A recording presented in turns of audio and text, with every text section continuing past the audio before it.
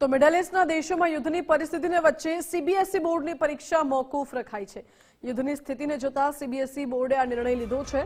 Bahrain, Kuwait, Oman, કતારમાં પરીક્ષા મોકૂફ રખાઈ છે, તો સાઉદી અરેબિયા, યુએઈમાં પણ સીબીએસઈની પરીક્ષા મોકૂફ રાખવામાં આવી છે। મહત્વપૂર્ણ છે કે ઇઝરાયેલે પહેલા ઈરાન પર હુમલો કર્યો અને પછી ઈરાને પલટવાર શરૂ કર્યા છે, જેમાં અનેક દેશોને ઈરાને ટાર્ગેટ કર્યા છે અને એમાં હાલ તો મિડલ ઈસ્ટના દેશોમાં સીબીએસઈની પરીક્ષા મોકૂફ રાખવાનો નિર્ણય લેવામાં આવ્યો છે। વધુ જાણકારી સાથે સંવાદદાતા અર્પિત દરજી જોડાઈ ગયા છે। અર્પિત, મિડલ ઈસ્ટના દેશોમાં યુદ્ધની પરિસ્થિતિ વચ્ચે સીબીએસઈની પરીક્ષા મોકૂફ રહેશે।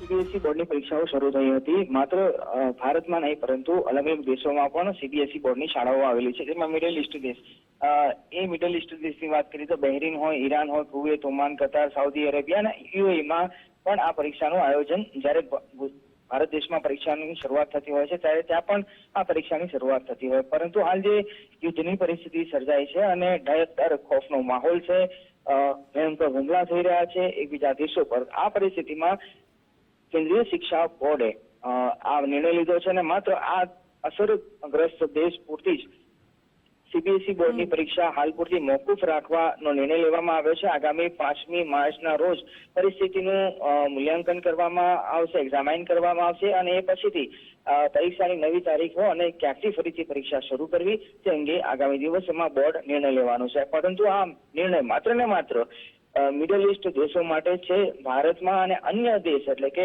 મિડલ ઈસ્ટ સિવાયના દેશોમાં જે કાર્યક્રમ પ્રમાણે નિર્ધારિત પૂર્વ કાર્યક્રમ છે સીબીએસઈ બોર્ડનો, એ પ્રમાણે પરીક્ષા યથાવત છે। માત્ર ને માત્ર મિડલ ઈસ્ટ દેશોમાં જે પરીક્ષા લેવાઈ રહી છે એ પરીક્ષા જ હાલ પૂરતી મોકૂફ રાખવામાં આવી છે।